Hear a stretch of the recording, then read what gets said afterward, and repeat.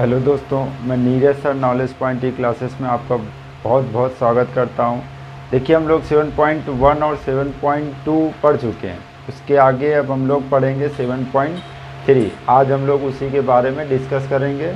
Class 10th में हम math में आपका दो टॉपिक 7.1 एक्सरसाइज और 7.2 फिनिश कर चुके हैं। आज हम उसी के आगे 7.3 से स्टार्ट करेंगे। तो चलिए पढ़ते हैं इन क्वेश्चनों को और समझते हैं कि हमें क्या करना है। ठीक है, तो क्लास 10th,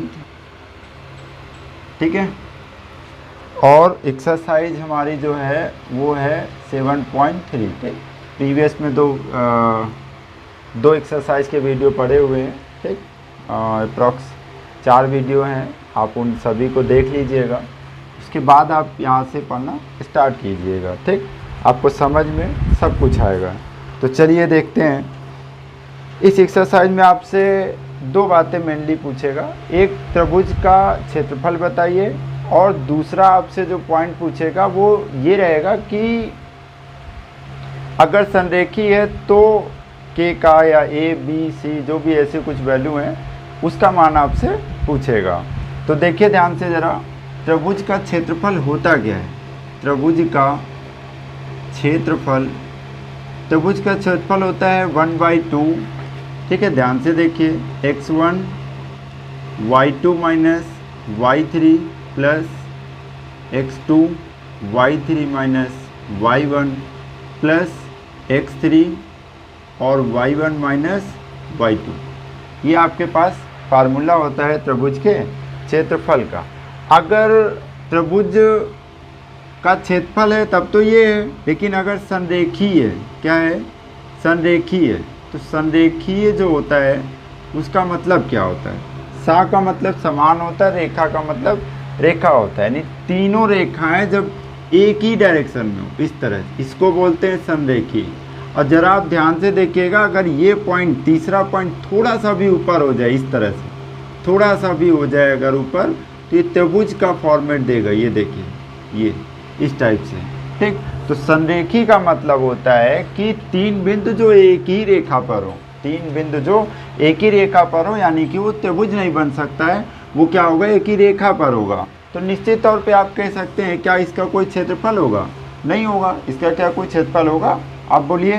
ठीक है, नहीं होगा। जब नहीं होगा तो इसलिए कहते हैं त्रिभुज का क्षेत्रफल जो होगा वो क्या होगा, 0 होगा। इसीलिए इससे कंडीशन बन के आई। अब चूंकि त्रिभुज का क्षेत्रफल आपके पास ये फार्मूला है, आप यहाँ रखेंगे, बराबर 0 कर देंगे, तो आपसे बोलेगा के का ए बी सी ऐसे कोई मान देगा आपको, वो आपको निकालना होगा। या कहेगा सिद्ध कीजिए कि ये इसका जो क्षेत्रफल होता है वो 0 होता है। ठीक है, या संरेखीय है, ये दिखाइए आप। ठीक है, अब आप देखिए, अगर कभी भी दो बिंदु हैं P और Q, और इनके अगर मध्य बिंदु बताने हो तो मध्य बिंदु के निर्देशांक जो होते हैं वो क्या होते हैं, आप ज़रा ध्यान से समझिए। मध्य बिंदु के निर्देशांक, ठीक है, मध्य बिंदु के जो निर्देशांक होते हैं, अगर हमारे पास यहाँ पर बिंदु है x1, y1, यहाँ पर दिया है x2, y2, तो हम फार्मूला लिखेंगे x1 plus x2/2 y1 plus y2/2, यानी ये इस बिंदु के निर्देशांक होंगे, x1 प्लस x2/2 और y1 प्लस y2/2।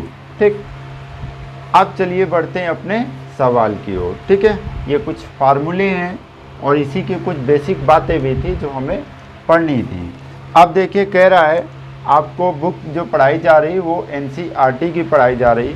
ठीक है, अगर आपके पास है तो अच्छी बात है, अदरवाइज़ आपको जो क्वेश्चन बोला जा रहा है उसे आप ध्यान से सुनिए और अपनी कॉपी में लिख लीजिए। ठीक है, चलिए देखिए, त्रिभुज का क्षेत्रफल ज्ञात कीजिए यदि इसके निर्देशांक दिए हमारे पास। पहला दिया है 2,3 और -1,0, 2, -4। ठीक, और कह रहा है त्रिभुज के निर्देशांक ज्ञात कीजिए जिसके शीर्ष हमारे पास कुछ इस प्रकार से दिए गए हैं। तो चलिए इसको आगे हम लोग ध्यान से करते हैं, और इस फार्मूले को आप ज़रूर याद रखें कि त्रिभुज का क्षेत्रफल का फार्मूला होता क्या है। ठीक है, आप जितने बार क्वेश्चन को लगाएं ऊपर फार्मूला ज़रूर लिखें, इससे आपको प्रैक्टिस हो जाएगी और आपको याद भी हो जाएगा। ठीक है, चलिए देखते हैं। इस बिंदु का होता है x1, इसको y1 बोलेंगे, इसको x2, इसको y2, इसको x3 और इसको y3।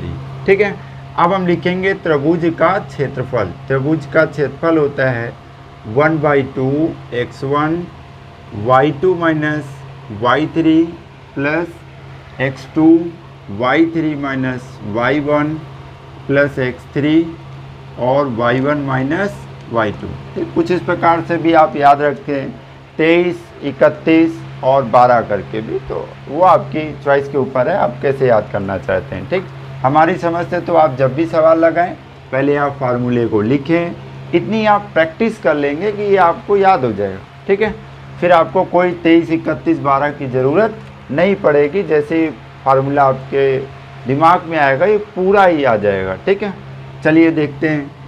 1/2 x1 का मान कितना है बोलिए 2, y2 का मान कितना है 0 और y3 का मान कितना है माइनस का 4। बहुत ध्यान से देखिए, 2 बार माइनस आ गया तो कर्ली ब्रैकेट आप यूज कर लें, क्योंकि हमें यहाँ पर एक ब्रैकेट दिखाना है छोटा। ठीक है, प्लस x2 का मान क्या है -1 और y3 का मान है -4, माइनस y1 का मान कितना है 3 प्लस x3 का मान है 2 और y1 माइनस y2। ठीक है, अच्छा आप देखते हैं आगे क्या करना है हमें। ठीक है, थोड़ा और ध्यान से इसको समझते हैं। अब सिर्फ कैलकुलेशन है और कुछ नहीं करना। ठीक, देखिए बहुत इजी सवाल होते हैं, बस आप वैल्यू को पुट करें, आराम से इसको देखें और फिर हल करें। ठीक है, चलिए देखते हैं। 2 माइनस और माइनस का जब भी मल्टीपल होता है तो वो प्लस हो जाता है, तो ये क्या हो जाएगा प्लस का 4, यानी हम 4 लिख लेते हैं। 0 जोड़ेंगे तो कोई फर्क पड़ने वाला नहीं है 0 से। माइनस का 1, 4 और 3 माइनस का 7 प्लस 2 इंटू 3 प्लस 0 3 ही आने वाला है। 1/2 4 दूनी 8 माइनस माइनस प्लस 7 प्लस 6। ठीक है, आप इसको अगर जोड़ेंगे तो देखिए 8 और 7 15 और 6 21 आएगा। कितना आएगा 21 आएगा। ठीक है, अब आप देखिए 21/2, यानी आप जब इसका भाग देंगे तो 20.5। अब आप एक बात ध्यान से सुनिए, जब भी आप एरिया निकालें तो आपको पता होगा कुछ यूनिट लिखना होता है। हमें क्या लिखना होता है, वर्ग मीटर या वर्ग सेंटीमीटर। अब ये 2 बातें हमें लिखनी होती हैं। अब समस्या ये कि यहाँ तो हमें पता नहीं कि सेंटीमीटर है या मीटर है या और कोई यूनिट में है। ठीक है, जब हमें पता नहीं है तो क्या लिख सकते हैं। ठीक, एक और भी तरीका होता है इसको लिखने का, आप जानते होंगे, मीटर स्क्वायर लिख सकते हैं और सेंटीमीटर स्क्वायर। हाँ, यूनिट लिखना ज़रूरी है। एरिया का जब हम लोग टॉपिक पढ़ेंगे तो इस चीज़ को हम बार बार वहाँ पर रिपीट भी करते हैं। ठीक, कि यहाँ पे आपको यूनिट ऐसे लिखना ज़रूरी होता है। ठीक, ये बताता है कि आप एरिया निकाल के आएँ। तो यहाँ क्या करें, जब यहाँ पर आपको कुछ नहीं दिया है तो आपको यहाँ पर लिखना क्या है, वर्ग इकाई लिख देते हैं। इकाई एक यूनिट नहीं है कोई खास। ठीक है, हाँ इकाई का मतलब होता है जब हमें कुछ ना दिया हो। ठीक, वर्ग इकाई। ठीक है, बस ये इसकी यूनिट है। इस तरह से ये आपका कंप्लीट सवाल था और इसका ये आंसर है। ठीक है, आप इसको आराम से देख लीजिए, नोट कर लीजिए, नहीं तो फिर आप इसका स्क्रीनशॉट ले लीजिए और बाद में आप नोट कर लीजिएगा। ठीक है, चलिए दूसरा क्वेश्चन बढ़ते हैं आगे।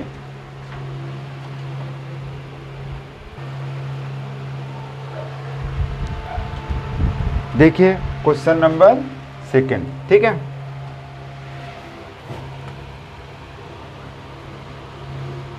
क्वेश्चन नंबर 2 देखते हैं। ठीक है, इसे हमने इस फार्मूले को रफ नहीं करना है।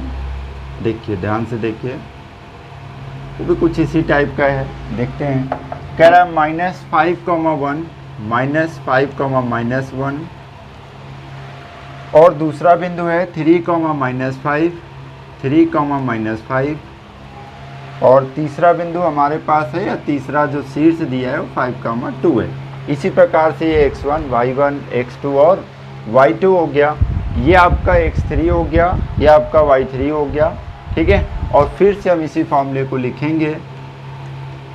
आलस बिल्कुल मत करिएगा कि एक बार हमने लिख दिया है तो दोबारा लिखने की क्या ज़रूरत है, आप ऐसा बिल्कुल नहीं करेंगे, ठीक है। अब जितने बार भी आप को इस फॉर्मूले को यूज करना हो उन सारी जगह पे आप इसको लिखें जरूर, ठीक है। देखिए ये आपका क्या आएगा, 1/2, x1 का मान है -5, y2 का मान है -5, और -y3 का मान कहाँ है, 2, ये देखिए यहाँ दिया है, प्लस x2 कितना है, ये देखिए 3, y3 कितना है 2, y1 का मान देखिए -1 है, माइनस यहाँ ऑलरेडी लगा हुआ है तो यहाँ क्या आ जाएगा प्लस, ठीक है। प्लस x3 का मान है आपके पास 5, y1 का मान आप देखिए क्या है -1, और y2 का मान क्या है -5, माइनस माइनस प्लस, चूँकि यहाँ -1 है और माइनस हमें वहाँ से लगाना है। अभी हमने आपको पिछले वाले सवाल में बताया भी था कि माइनस माइनस का मल्टीपल क्या होता है, प्लस होता है, ठीक है। बिग ब्रैकेट क्लोज कर देंगे, 1/2 माइनस का 5 माइनस का 7 प्लस 3 2 और एक 1 3 प्लस 5, और ये आपका आ जाएगा 4, 1/2, 7 5 जा 35, 7 5 35 प्लस 3 3 9 प्लस 4 5 20। आप इसको ज़रा जोड़िए तो देखिए कितना आता है, 9 और 5 14 की 4, 1 3 2 5 और 1 6, 64/2 यानी कि 32 वर्ग इकाई, ठीक है। ध्यान दीजिएगा नीचे वाला आपको सिर्फ बताया था, इसको नहीं लिखना है कि आप इसको भी लिखें इसको भी लिखें, ऐसा नहीं होता है, ठीक है।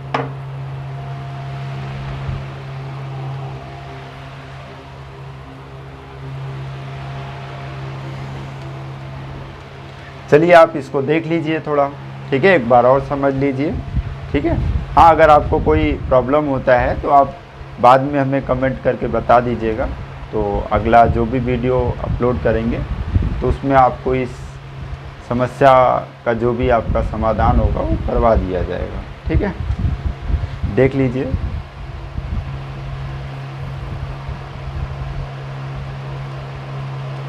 ठीक है, देखिए अब आप क्वेश्चन नंबर सेकंड का फर्स्ट नंबर देखते हैं। ये था आपका फर्स्ट का सेकंड नंबर। सेकंड का फर्स्ट नंबर कह रहा है संरेखी है। अभी हमने आपको बताया संरेखी क्या होता है। संरेखी वो होता है जो तीन बिंदु एक ही लाइन पर हो, कहने का मतलब वो त्रिभुज नहीं बन सकता, और जब त्रिभुज नहीं बन सकता तो त्रिभुज का क्षेत्रफल कहाँ से आएगा, तो इसलिए त्रिभुज का क्षेत्रफल 0 होता है। और ऑलरेडी आपसे कोई ना कोई मान पूछेगा। इसमें कहा है निम्नलिखित में से प्रत्येक में k का मान ज्ञात कीजिए ताकि तीनों बिंदु संरेखी हों, ऐसा आपसे बोला गया है। तो आपको k का मान ज्ञात करना है। तो बिंदु आपके पास क्या क्या दे रखे हैं, 7, -2, 5, 1, 5, 1 और 3, k, ठीक है। चलिए देखते हैं। ये आपका x1 हो गया, y1, x2 और ये हो गया y2, x3 और y3। त्रिभुज का क्षेत्रफल जो होता है वो आपका क्या होता है 0। हमने अभी बताया कि तीन जब बिंदु एक ही रेखा पे हो गए, कहने का मतलब जब त्रिभुज बना रहा था तो ये ऊपर था, ऐसे बन रहा था और ऊपर चला जाएगा ऐसे बन, जब वो आकर के इसी में आ गया तो फिर ये संरेखी हो गए, एक ही रेखा पे तीनों बिंदु हो गए, ठीक है। तो इसलिए इस कंडीशन में त्रिभुज का क्षेत्रफल इसका 0 हो जाता है। तो त्रिभुज का क्षेत्रफल क्या होता है 1/2 x1 y2 minus y3 plus x2 y3 minus y2 plus x3 y1 minus y2, ठीक है। चलिए आगे देखते हैं। वैल्यू पुट कर दीजिए और बराबर में आप 0 कर दीजिए। 1/2 x1 का मान है 7, y2 का मान आप देखिए 1 है और y3 का मान है आपके पास k प्लस x2 का मान है 5, y3 का मान है k और y1 का मान है माइनस का 2, तो यहाँ माइनस लगा हुआ है तो ये प्लस का 2, प्लस x3 का मान है 3, y1 माइनस y2 का मान क्या है 1 और बराबर में क्या है 0। आप ये 1/2 को उधर भेजेंगे तो 0 में चला जाएगा, हटा देते हैं इसको, ये उधर चला जाएगा 7 1 minus k plus 5 k plus 2 plus 3 minus 3 बराबर 0। इसका अंदर मल्टीप्लाई करा दें, 7 minus 7k plus 5k plus 10 minus का 9 बराबर 0। आपको पता है पहले प्लस फिर माइनस, इन दोनों को देखेंगे तो माइनस का 2k आएगा। क्यों आएगा? क्योंकि 7 जो है क्या है बड़ा है, ठीक, बट माइनस में बड़ा है तो माइनस में आंसर देंगे हम। और ये देखिए 7 10 17 10 और 7 17, 17 में आप 9 घटा दीजिए तो आपके पास आएगा 8 बराबर 0।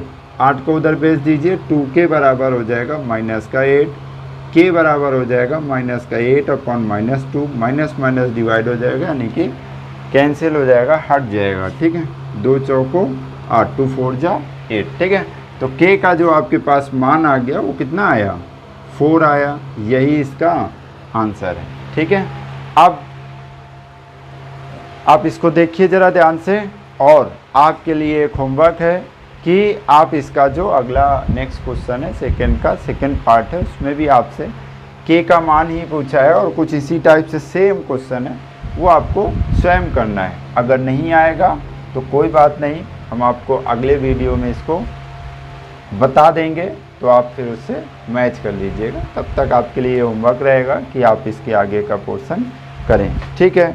तो फिर मिलेंगे अगले वीडियो में। जय हिंद, जय भारत।